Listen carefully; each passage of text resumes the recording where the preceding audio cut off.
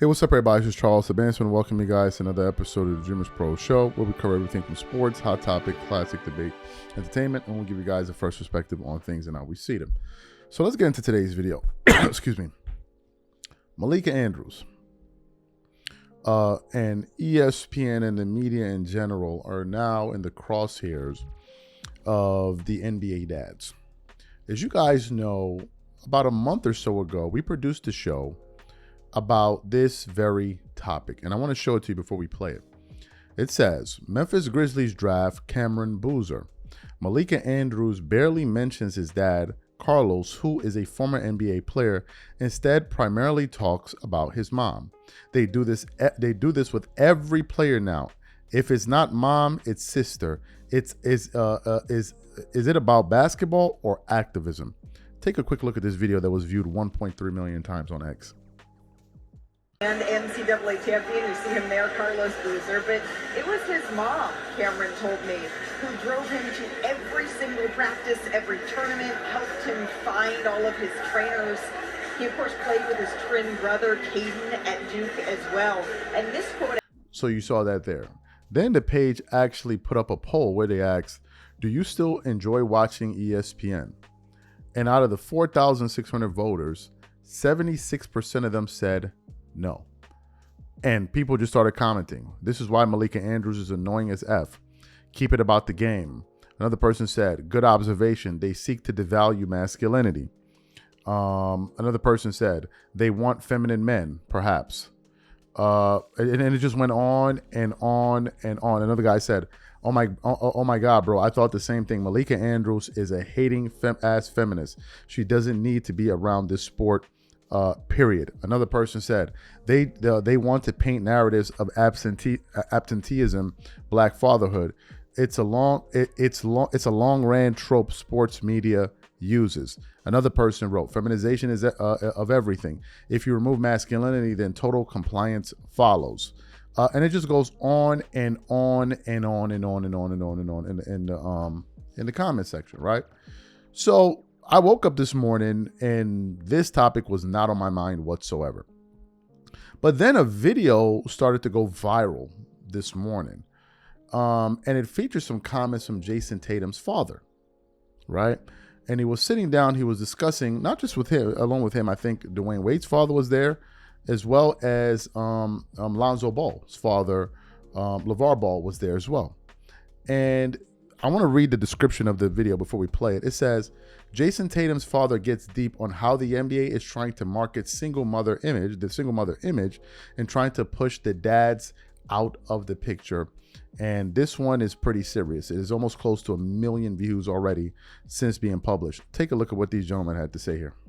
The NBA, they try to act like they're the fathers. I saw dads crying because of that situation. How do each one of you guys feel about the way they want to divide you guys from your son when you get to that success? Wow. I've seen it when it started with the draft. Mom got interviewed and sitting right next to it. Nothing was asked of me. We know what it took for us to get our kids there. And if stuff like that is going to break me, then I don't need to be around. It's messed up, but I know my son, how much he cares and loves me, and he knows what we've been through. As long as that matters, I'm good. You wait. I had a hard time when my son first went to the league with them trying to separate the players from the dads or the families. And what I tried to do is I tried to instill what I learned from my situation, is sit back and let them mature, and then, everything will work out. If you look at any of these superstars who it's been given, from D Rose not talking to his parents to Kobe not being able to talk to his parents, so you're going to go through that. That's why I asked you. There's nothing you can just dodge. So you saw it there. What are my thoughts about this? This is what goes on in media, and this is what goes on at ESPN. This is exactly what goes on at ESPN. It's the reason why when that Ime Udoka scandal first broke, the default position at the network, and certainly for Malika Andrews, was Ime Udoka was at fault. Even though we had no information, we didn't know the woman he was involved with, people just assumed that, Ime did something wrong because he was in a position of power, not even knowing who the woman was. They just assumed. And in a lot of these cases, this is what they do. You even had Rich Paul try to reinforce this nonsense recently. Do you remember the video call he did with $1 million worth of game? Y'all remember that call? What was Rich Paul talking about? He was criticizing Michael Jordan and Kobe Bryant. Do you know why he was criticizing them? Because they came from a two-parent household. And saying that because they both had their mothers and their fathers in their lives, therefore they were selfish people. But because LeBron grew up in a single mother home, therefore, he's not an unselfish person. They tried to attack it. He tried to attack that thing as well. Look, I don't like this kind of stuff. I don't like this kind of stuff because it's to point to what some of the men that commented under that post, the first post we read. They're trying to make it seem like fathers play no role, and it's total crap.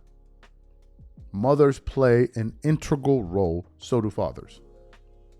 So do fathers. They both contribute a lot to the success of young people, their kids.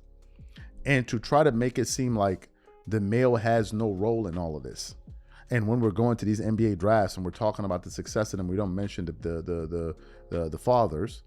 I think it sends the wrong message. I am 100% in agreement with people that share that sentiment. I am 100% because at the end of the day, I'm a father. I'm a father, and I play a role in my child's life. So of course I'm going to take exception to that. Of course I am. And Malika Andrews and these media networks, this is what they do. This is what they do. That's why you saw it was so powerful, the effect that it had on Jordan when he lost his father, because his father was a very important person to his in his life, as is his mother. Both of his parents played a major role. Tell the full picture, but they don't want that. They don't want that. It's another thing that they promoted in sports: stupidity.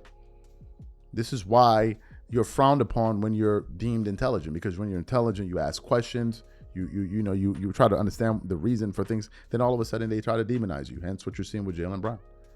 This is all engineered. That's why Malika Andrews felt so comfortable being in the lower position she was to attack Stephen A. Smith like that on his show. Someone that had tenure on that network for years. And she, at her level, felt that she could talk to him like that on that network and nothing would happen. And to be frank with you, Stephen A. Smith also set the groundwork for that. And I defended him then. That's the reason why a few years ago we did that video with Shannon Sharp when he called out Molly Karam on First Take. And he said, I know Stephen A. Smith lets you get away with it, but I'm not going to let you get away with it. That video got like 750,000 views. Because people that tune into these shows, they get tired of seeing it. Seeing men getting flogged every single day. It's not fun to watch. Especially knowing that you're targeting men to patronize your product. What do you think? You think men enjoy tuning in to see this nonsense? No, we don't. We simply don't. It's offensive. But it's become so commonplace in America where the men have become so docile that now women can say anything about a man and men are just supposed to sit there and take the lashes. Well, no, people after a while, people get fed up. And Malika Andrews and ESPN represent that backlash. They represent it. So that's why so many people don't like her. That's why so many people don't like her. And in her case, it's even more extreme because her target, she only goes after black guys, period. That's her work. That's why she's been called out on it. That's why when the Josh Giddey story broke, she was forced to put out a public statement. ESPN was aware. No. Since your ass got something to say, for every little news that happens, whether it was Joe Mazzulla or this one or that one, or even Brandon Miller, when it was coming into the NBA, every little thing, she was the first one. I mean, run out there and say something. Well, say something now. That's why people wanted her to speak. And newsflash, it ain't just black dudes that don't like Malika. Even white dudes too. People get tired of it. People get tired of it. Men are tired of being lectured. Men are tired of being lectured by society. And let me say this. This is a very much an American thing. It's not like this in the other corners of the world. It's really an American thing. The fathers play an integral role, and they play a major role to their sons getting to the NBA. Tell that story too. Tell it too. They don't want to tell that. They don't want to tell it. And it's up to the sons too to stand up and talk about their fathers too. It's not just on the media. You do something, say something. Go out there and say something. It's important. These dads are also sacrificing a lot to be there for this. Not to say that the mothers are not, but both parents are putting in the effort. Now, in some cases where the parents are absent, like the one parent is absent, then you can understand it. For example, in the case of LeBron, sure. But in other cases, both parents are there. Tell that full story. It's vital. It's crucial. These are my thoughts.